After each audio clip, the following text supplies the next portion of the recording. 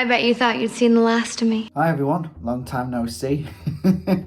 So I've been absent for a while, so I'm here now. I'll try and not make it as long as a break as last time. Now what I'm going to start doing is, because after work sometimes I'm exhausted, it's like I can't be asked to record a reaction to this. So then now what I'm going to do is I am now going to start doing video reviews of albums I've already heard already, see what the reception's like, and then just see if any more wants to be done. So we're going to start this one off with the one and only Taylor Swift's The Tortured Poets Department review. Obviously this is Taylor Swift, so I was really looking forward to this album. I'm seeing it on the 13th of June in Liverpool on my birthday, so I can't wait to see her on my birthday. Give me that hat, Taylor. Give me that hat. But also, if I can't have the hat, then announce Reputation at the show, because it's your 6th album and it's the 6th month and you like the number 13. So that would be a nice birthday surprise. Anyway, back to the album. Taylor has always been consistent with her albums, and this is no different. The new albums will always have a hard time competing with the older albums, because the older albums are so iconic. The Tortured Poets Department was not what I was expecting sonically. I don't know what I was expecting sonically, to be fair. 80s style production was like, as soon as I heard it and I heard the vibe, I was like, yes, yes, yes. This is what I wanted. It feels quite similar to Midnight's, but it feels more 80s inspired. This album does feel more personal and more mature. Midnight's, I felt like it was just her trying to, she was trying to tell everyone, look, I am happy, I am fine, I am all this. But underneath Midnight, you could see like the surface of like, could kind of see that things weren't all rosy and like and bejeweled, and so it kind of felt like we were getting more of the authentic Taylor, more of what was actually happening, which I really enjoyed and liked. To be fair, there wasn't even that much Joe on the album compared to somebody else.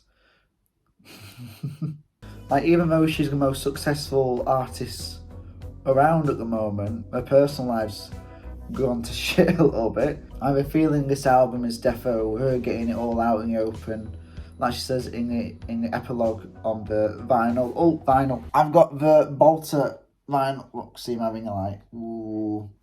I've got the Bolter vinyl.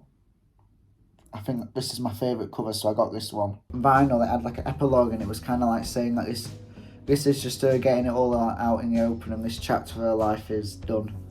And it's kind of getting it all out. And I feel like she's obviously going to now put all this to rest and focus on the future with Travis Kelce and all the other stuff that's going off in her life, like Eras Tour, and trying to like make that as happy as it can be and not do it with a broken heart anymore. It wasn't much about Joe, it was more about the 1975 person, Mike Healy. I'm surprised how much it was about him. It kind of looked like that Midnight's was kind of a breakup album, a slow breakup album with Joe, and then this one was kind of a Matty Healy album in a way. So Fortnite is not the typical Taylor opening song, but it sets up the album perfectly with all the themes and references to the future tracks in the album. Post Malone fits on it really nicely with when he joins in at the bridge and his harmonies as well. It's not Taylor's best opening. I have mixed feelings on the title track song. One day it could be one of my favourite songs on the album. The other day I'm reminded of Charlie Puth line and the Golden Retriever line, and then it can go down in my list because it's got some of her strongest lyrics but also some of the weakest lyrics she's ever had in a song. My Boy Breaks His Favourite Toys is probably in my top 3 on the album. Might even be my favourite song on the album at the moment. It's catchy instrumental. As the lyrics slowly turn sadder and darker, explodes a little bit with the bridge at the end.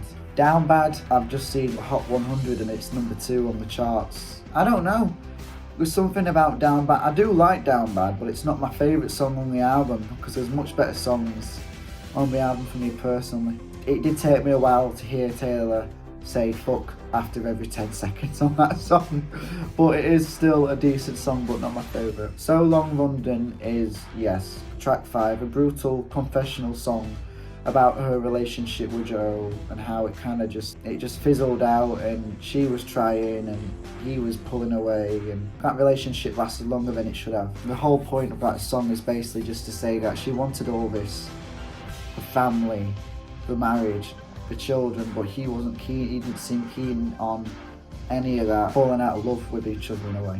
The song's production is one of the more interesting ones on the album, in a good way. I do like the production on the album.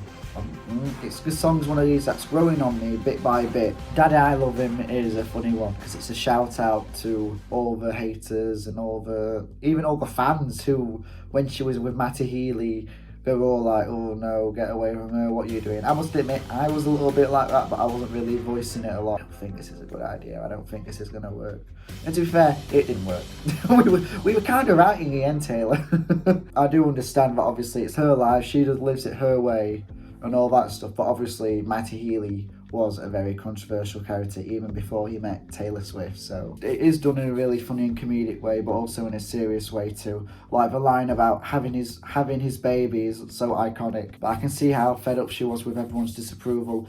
Fresh out of the slammer, that's a decent one. I do like the cowboy vibes and the western vibes on it. I can just imagine she's got the cowboy hat and the cigarette and the horse and is like, right, I'm out of jail, who am I going to have me one-on-one shootout with? Who do I think would be a good replacement for the guy who I've been with for this long, many years, and who I actually kind of dreamed of having? I've got to bring up Florida. You all know how much I love Florence and the Machine, so them two together on a song is my ideal heaven. I love them two to bits. Such an amazing song. It was a dance fever dream. Yeah, one of the best songs on the album, probably my top 3. The more I hear about Florida, the more it makes me want to run away from Florida and never step foot in it. I don't even think Disneyland's going to be safe at this point. I feel like Guilty as Sin is an underrated song on the album. I feel like it does feel like classic Taylor, but it has more of a mature twist of dreaming of being with somebody and kind of emotionally cheating on somebody while already being in a relationship. Because you know, like, relationships fizzling out and you're not happy and you're kind of imagining to yourself being with this other person and thinking, would it be better if I was with them instead of this person? Who's Afraid of Little Old Me is probably the angriest Taylor's ever been on a song, apart from the smallest man who ever lived. She's probably the biggest artist on the planet and everyone is probably scared of her already, but she probably first feels like people underestimate her, like with the masters, gaining a masters and all this other stuff that's happened to her. I can understand why she still feels a bit having to fight back in some sort of way, but she doesn't need to. But the song is a banger, is one of my favourites on the album. The ending of that song just gives me goosebumps when the production kicks up. My least favourite song on the album is Defo. I Can Fix Him, No Really I Can. I think that's the name of the song. I always skip that song now because I don't know, it's just not really my vibe of the song, and also it's quite funny because she goes through this point of saying, oh, I can fix him, and then again she goes, maybe not. LOML is probably one of the saddest songs Taylor's ever written or done. As soon as you hear a piano, you know you're in trouble.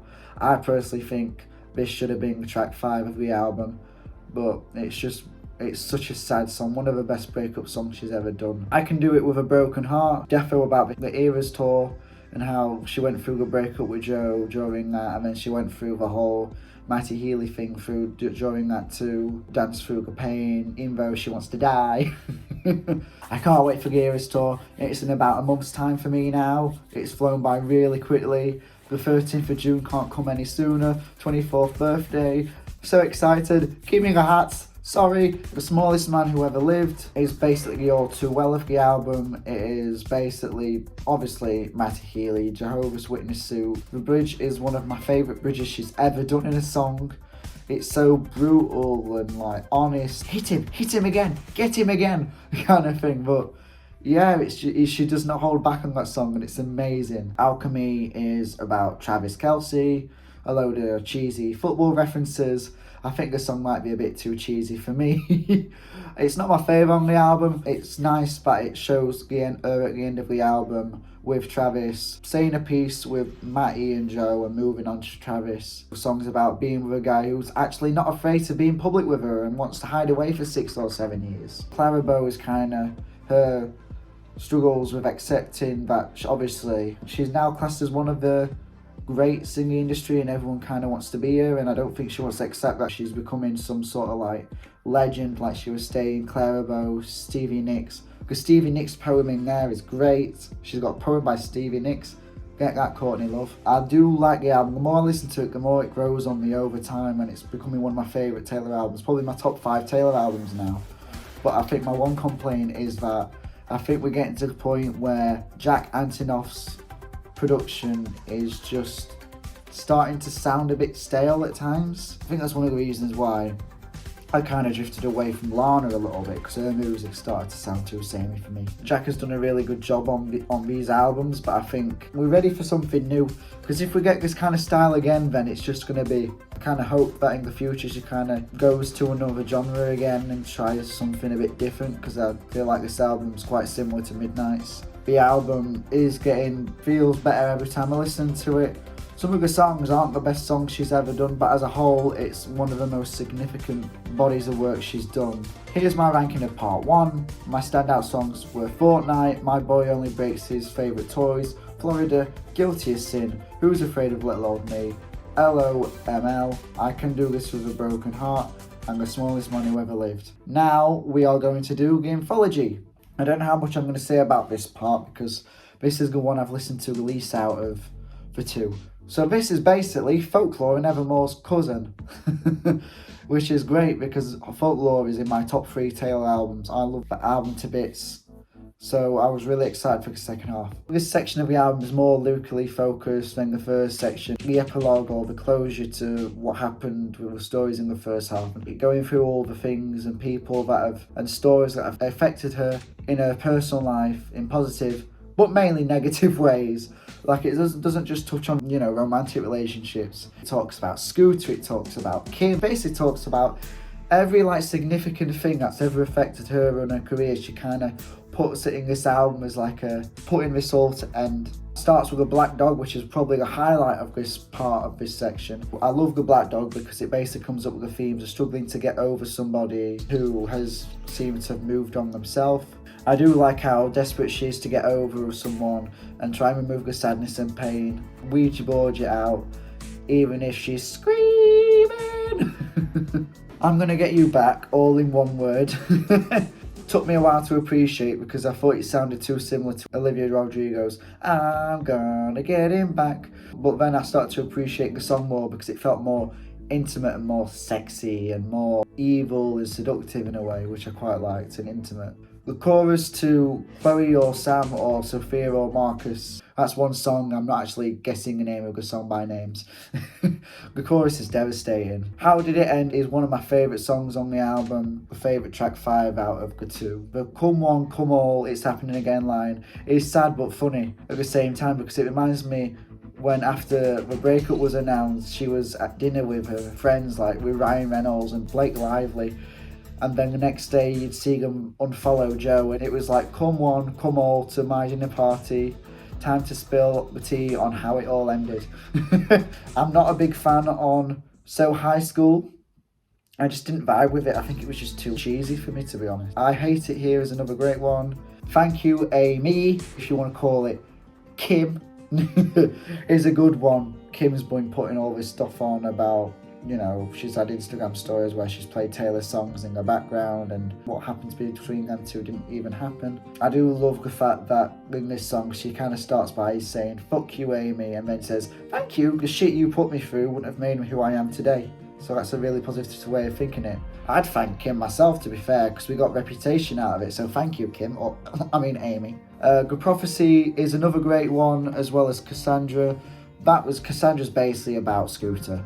Basically being I was warning you about him and all the shit he'd do. No one listened to her and she got all this hate. I know Justin, I know Demi, I know Ariana's dropped him because I don't know if he stopped doing it anymore or whether some shit's happened behind the scenes. Cassandra was murdered, even though she was right, and then when she was right, it was kind of like, oh shit, killed her for nothing. So I think this is kind of what she's going on about here, I think. Also, I'm a sucker for a bit of Disney. The song Peter is one of my favourites, as it links to Peter Pan and Wendy, the references to that and her real life relationship probably. It's such a beautiful song. She also does it in Cardigan too. Was folklore actually fiction? Or was it actually based on her real life, but she called it fiction because she was still in a relationship she was talking about not going well? Also Robin. Robin was one that I wasn't really a fan of, but then it's just such a beautiful song. So beautiful. The chorus at the end with her vocals on it is just mwah. And then the manuscript. I'm not really a fan of that one. I don't know whether I like the second part more than I do the first, but it is a generally good addition to the folklore Evermore kind of vibes. Here are my favourite songs off the anthology: The Black Dog, I'm Gonna Get You Back, Chloe or Sam or Sophia or Marcus, How Did It End, I Hate It Here, Thank You Amy, The Prophecy, Cassandra and Peter. They were the main ones that stood out for me. So yeah, overall I did like the album a lot. Midnights, it wasn't a sudden thing. It was more of a, when I first listened to it, you could see my reaction. I wasn't keen on it on like half of the songs, but with this one, a lot of the songs clicked instantly. So I was really happy with that. Midnights has grown on me a lot, and Midnights is a really good, apart from one or two songs I just can't stand. Out of these 32 songs, there's probably only like 2 songs that I'd probably skip now. So that's amazing for an album that's like 32 songs. I don't think these are the greatest songs Taylor's ever done. Obviously it's going to be difficult to top, you know, your 1989, your Red, Reputation, your Folklore. Nothing's ever going to compete with that. But it's about being consistent with music releases and it not like having a sudden nosedive. Yeah, I really did enjoy this album a lot. Let me know what you think of this album, what your favourite songs on the album was.